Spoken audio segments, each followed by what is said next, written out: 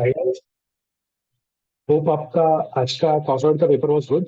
I think practical सब marks से ही आप स्कोर कर पाओगे, प्रैक्टिकल में भी अच्छा स्कोर बैठ जाएगा।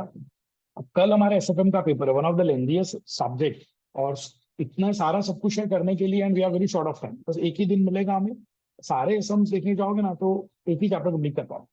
तो I have planned it in systematic way, इस तरीके से आप इसको कर सकते हो। आज जब आप एग्जाम देके आ जाते हो आफ्टरनून में 1 बजे के बाद, आराम से घर जाके खाना वाना देके 2 ढाई बजे तक आप स्टार्ट कर सकते हो।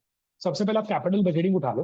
कैपिटल बजटिंग मतलब अपने जो 3 स्टार्टिंग के चैप्टर है ना इन्वेस्टमेंट डिसीजंस वाले, वो करना क्या है। सबसे पहले आप वो बेसिक सम्स एक बार गो थ्रू कर लो, लिख के मत करना। वो बेसिक सम्स आप गो थ्रू कर लो जो मैंने आपको स्टार्टिंग में करवाए हैं चैप्टर के इंट्रोडक्टरी पार्ट में। उसमें पूरा चैप्टर लगभग कवर हो जाता है।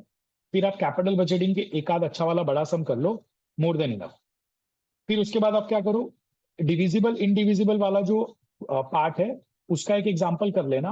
और उसमें हमारी बुक में एक एग्जाम्पल है जहां पे ना हमने इक्वेशंस भी बनाए, लीनियर प्रोग्रामिंग वाले हमारे कंस्ट्रेंट्स के इक्वेशंस भी हम बनाते हैं, वो सब देख के जाना।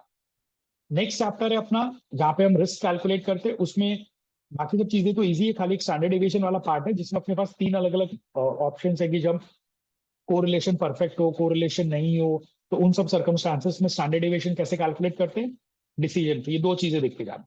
लीजिंग करना, लेजर लेजी, दोनों के पॉइंट ऑफ व्यू से एक एक सम आपको अच्छे से गो थ्रू कर लेना है। 3 घंटे में आपको दे रहा हूँ कैपिटल बजटिंग के, इसके ऊपर आपको कैपिटल बजटिंग को जाने नहीं देना। उसके बाद हम सीधा जंप करेंगे forex and future, the most important part. Exam में एक्स्ट्रा क्वेश्चंस में फॉरेक्स फ्यूचर्स के क्वेश्चंस होने की प्रोबेबिलिटी सबसे ज्यादा है। सीधा हम फॉरेक्स फ्यूचर्स पे जंप करेंगे। पहले हम फॉरेक्स पे आ जाते हैं। फॉरेक्स में क्रॉस रेट का एग्जांपल देख लो, आर्बिट्रेज देख लो, फॉरवर्ड और मनी मार्केट हैश देख लो, इनफ। उसके एक आध सम एक सम सब हो चुका। फ्यूचर्स पे जाओ, थियोरेटिकल फ्यूचर प्राइस देखना है, आर्बिट्रेज अपने को देखना है, और फ्यूचर का हेजिंग का एक क्वेश्चन अपनी बुक में फेकल वाला, वो फेकल वाला एग्जांपल देख के जाना। Then we will move to portfolio management. सबसे पहले सारी फॉर्मूलाज देख लो मैंने जो आपको लिखवाई है। उसके बाद एक दो सम्स आप बीच बीच में से उठा लो।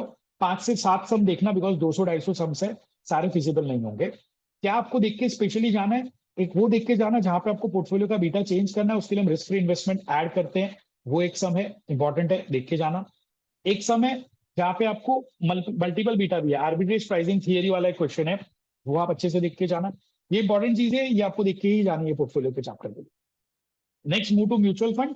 म्यूचुअल फंड में एक पूरा नेट असेट्स वाला मेथड का एक सम देख लेना, जहां पे असेट्स की वैल्यू दी है ओपनिंग क्लोजिंग, हम नेट असेट्स एनएवी गिनते हैं, वैसा एक सम देख लेना। लास्ट में कैपिटल गेन वाला एक सम है, वो देख लेना। ऑप्शन स्वैप्स पे जाओगे, म्यूचुअल फंड के लिए time very low. Option swaps पे जाओगे तो ऑप्शन का पुट कॉल पैरिटी इंपॉर्टेंट है। सेकंड, बाइनोमियल मॉडल बहुत इंपॉर्टेंट है। डेल्टा भी इजी है, फॉर्मुला देख लोगे तो हो जाएगा, बाइनोमियल देख के जाना, ब्लैक होल्स की फॉर्मुला देख के जाना। मोस्ट प्रोबेबली आपको टेबल में से ढूंढने की बारी नहीं आएगी, वैल्यूज दी होगी। और खास करके ध्यान रखना, जब एसएफएम का पेपर मिले ना, पहले सीधा लास्ट पेज पे जाओ और देख लो कि एसएफएम के पेपर में उन्होंने पीछे पीवीफा वगैरह दिया है कि नहीं दिया है। दिया है तो पूरे पेपर में हमें वही वैल्यूज यूज करना। ओके, स्वैप्स में एक सम इंटरेस्ट रेट स्वैप का देखेंगे, एक एफआरए का देखेंगे, एक कैप फ्लोर कॉलर का देखेंगे। 1 से 1.5 घंटे में ये काम हो जाएगा। तो ये अप्रोक्स आप देखोगे तो ये आपका अराउंड 7 8 आवर्स का 8 आवर्स का काम हो गया है during the day of exam. मतलब ये आपको आज आके कर लेना। Next day morning equity and bond valuation. Equity valuation में तो फॉर्मूला देख लोगे तो भी हो जाएगा। बॉन्ड वैल्यूएशन का एक आध सम देख लेना जिसमें आप आईटीएम कैलकुलेट कर रहे हो। एक्सरसाइज में एक सम है जिसमें हमें डिवाइड करना है कि यील्ड चेंज हुआ उससे रिटर्न पे रिटर्न कितना, री इन्वेस्टमेंट का रिटर्न कितना, कूपन का रिटर्न कितना, वो एक सम है, वो स्पेशल सम है, वो देख के जाना। Then digital finance and debt securitisation theory मैंने आपको आगे भी कही थी, आपको ये करनी ही है। And lastly if time permits go for objectives. उसमें भी आई वुड स्पेशली रिकमेंड कि थियरी के ऑब्जेक्टिव्स रीड कर लो एमपी बिग क्वेश्चंस में या मॉड्यूल के पीछे से, क्योंकि प्रैक्टिकल तो आपको कंसेप्ट आता है तो आप एमसीक्यू अटेम्प्ट कर पाओगे, बट थियरी में प्रॉब्लम आ सकती है। तो प्रिफरेबली इफ टाइम परमिट्स तो पहले थियरी एमसीक्यूज को प्रेफरेंस दो। Okay, so this is how we can allocate our time between this topics. ये इस तरीके से लेके जाओ, और ये डेडलाइन जो मैं आपको दे रहा हूँ ना, ये फॉलो करना, तो ही आप एक दिन में पूरा एसएफएम खत्म कर पाओ। वरना हमें सभी सम्स अच्छे लगते हैं, सारे सम्स इंपॉर्टेंट होते हैं, एज अ स्टूडेंट सब कुछ करने जाएंगे ना तो एसएफएम पूरा रिवाइज नहीं होगा। Okay, all the best.